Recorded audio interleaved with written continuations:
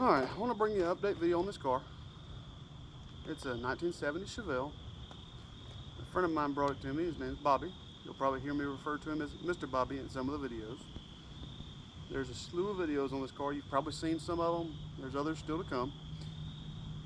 I wanted to do a video because I've already really done one once, but it was garbage. There's really no way around that.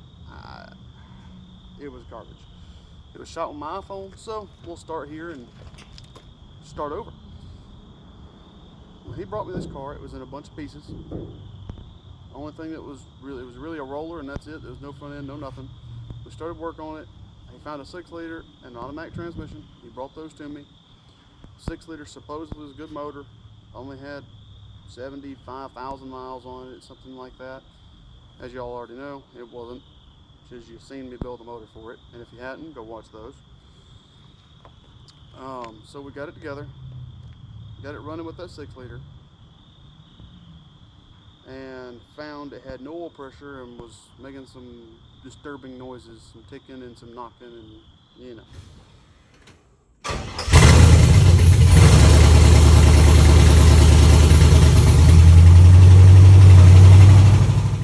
So got that. I called him. He said put an oil pump in it. That's kind of what I thought too. So we pulled it, put a pump in it, and it did bring it to 25 pounds of oil pressure, but it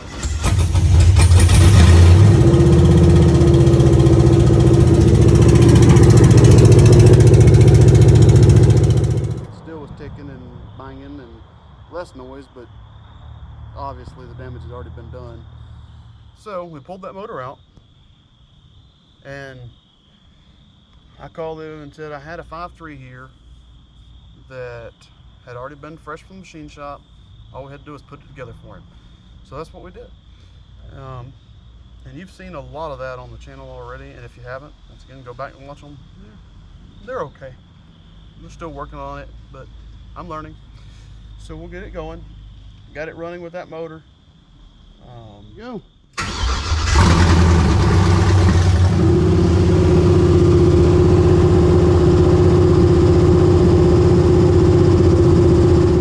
6-liter. What it did is it spun a cam bearing. All the metal went through the motor. I mean, there's pretty deep grooves in the rods and main bearings. I think the cranking all is good. It appears to be. The block appears to be okay. We'll take it to the machine shop, go through it, and put it back together. I'll do that as a later video on the channel. As far as the harness, I know y'all have seen a lot of issues and whatnot with that. We did pull that harness off. It was built by a local guy. I won't name any names, but he refused to come out and fix it, so I ended up just buying another harness.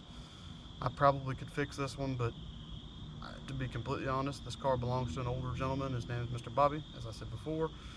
He's 74, I think, and I just don't want him to have any problems. So we bought a Holly harness, and here we are. You know, like I said, I wanted it to be right. And we didn't buy a Holly harness. I apologize. We bought a eBay harness, but it's nice. I mean, it's a lot nicer quality than what I had before. I was gonna buy a Holly harness.